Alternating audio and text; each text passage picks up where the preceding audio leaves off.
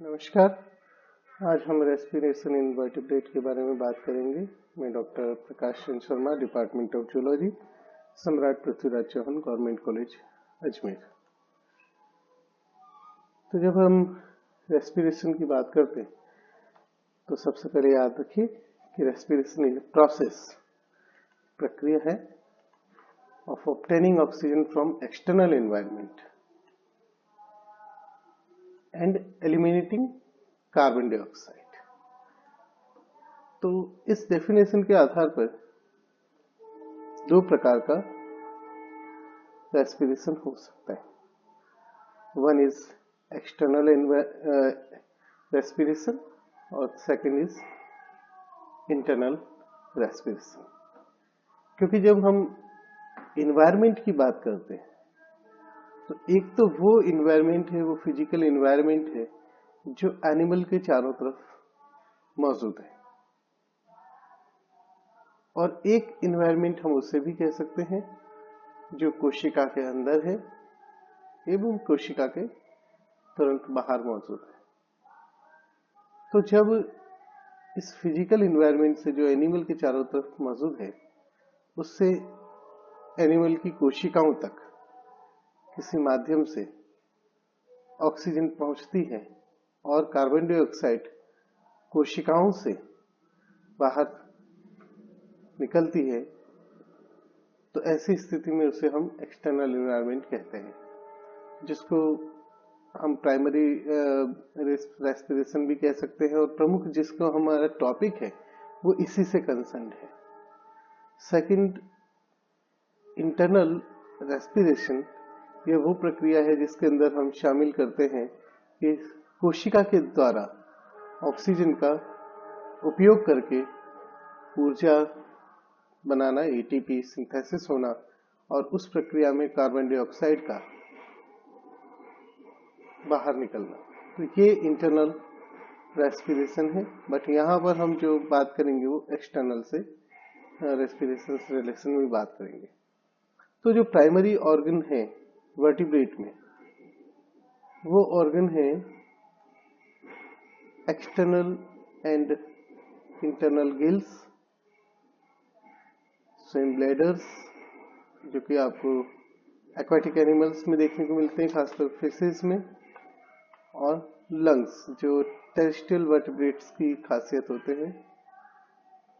कई के अंदर स्किन भी आपको रेस्पिरेटरी ऑर्गन के तौर पे कार्य करता हुआ मिलेगा, कई में बक्कोफेरेंजियल म्यूकस भी ये कार्य करता है, कई के अंदर लाइनिंग ऑफ क्लोएका, जिससे आप टर्टल की बात करेंगे तो देखेंगे उसमें लाइनिंग ऑफ ईसोफेगस, या filamentous outgrowth of posterior trunk and thigh, जो कि अफ्रीकन हेरी फ्रॉग में देखने को मिलता है। इस तरह की कई तरह के प्राइमरी ऑर्गन हो सकते हैं। तो रेस्पिरेशन का कोई भी ऑर्गन हो, यहाँ खास बात जो होती है वो ये होता है कि वो ऑर्गन ऑलवेज स्पेशलाइज्ड होगा to facilitate diffusion of gases,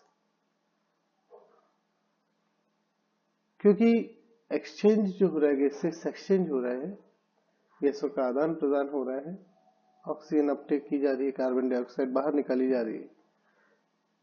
तो ये जो भी ऑर्गन होगा वो इस तरीके का होना चाहिए जो फैसिलिटेट करे डिफ्यूजन ऑफ गैसेस को। तो इस आधार पे यहाँ पे हम देखते हैं कि रेस्पिरेटरी ऑर्गन में जो डिफ्यूजन बैरियर है वो स्मॉल होगा या स्मॉल होना चाहिए।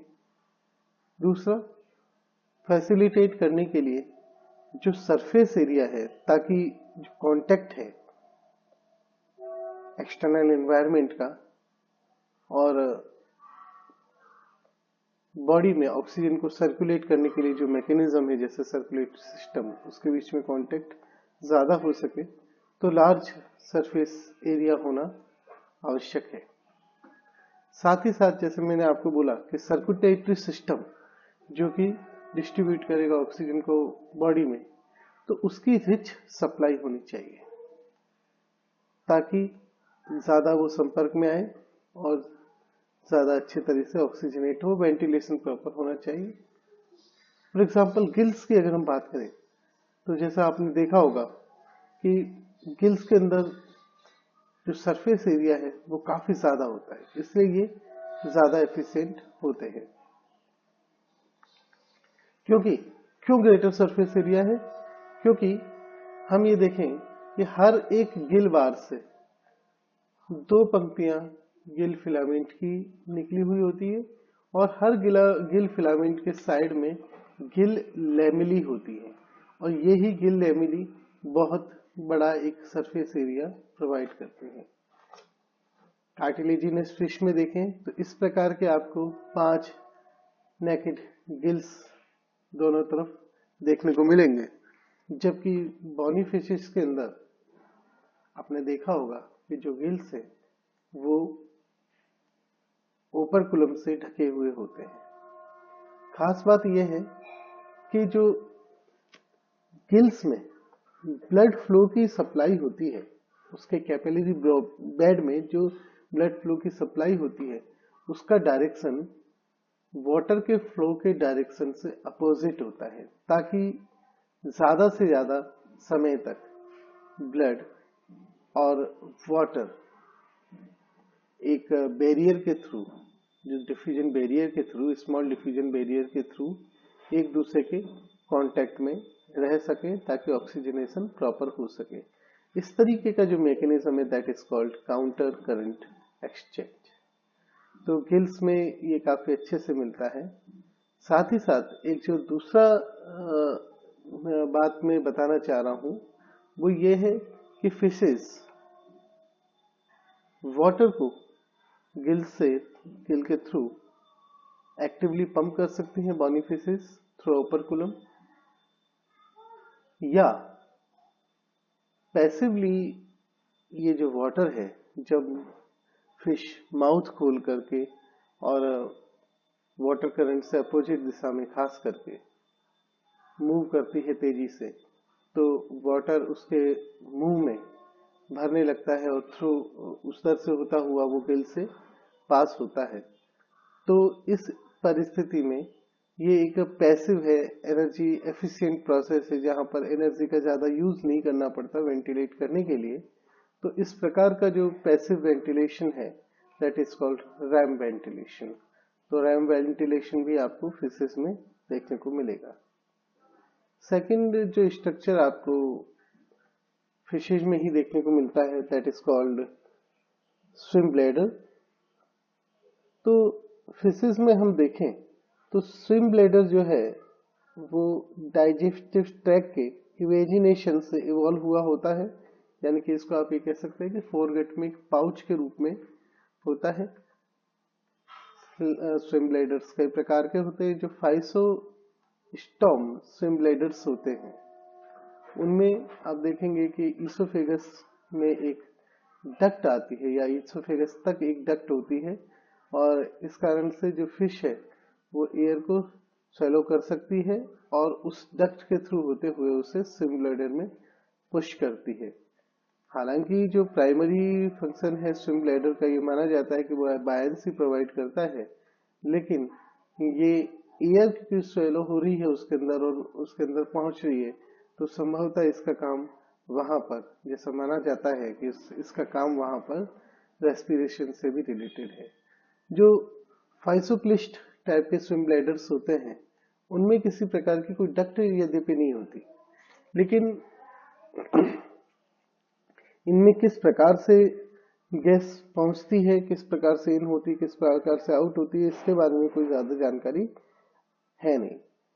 लेकिन एक बात हमें माननी पड़ेगी कि कई फिशेस के अंदर जो स्विम ब्लैडर्स हैं उनमें जो ऑक्सीजन है वो बहुत हाई कंसंट्रेशन ग्रेडियंट पर मौजूद होती है थ्रू द प्रोसेस ऑफ रेटेम मिराबिल।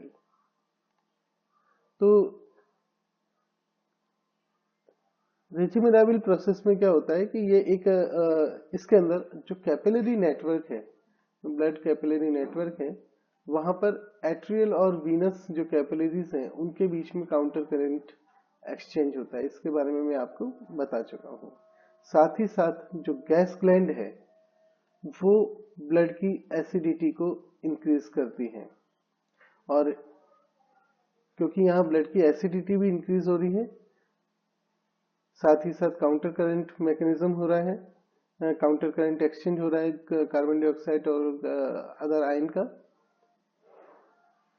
तो इसके कारण एसिडिटी बढ़ने के कारण जो हीमोग्लोबिन है वो अपना जो ऑक्सीजन है उसे रिलीज कर देता है, और ये जो ऑक्सीजन है वो स्विम ब्लैडर में एक्टिवली डिफ्यूज कर दी जाती है।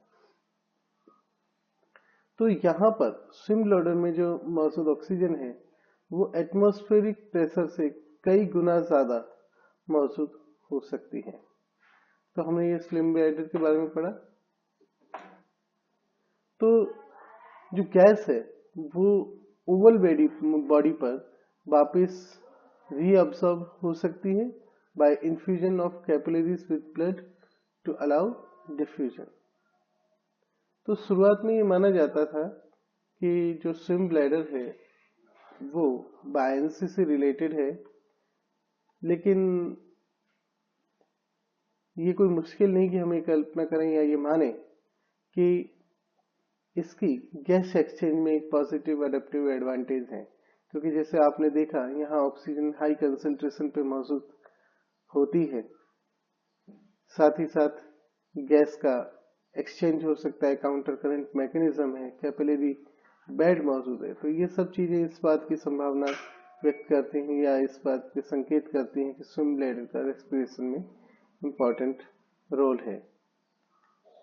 इसके अलावा बाकी जो मैकेनिज्म है हम वो नेक्स्ट टाइम पर देखेंगे। धन्यवाद।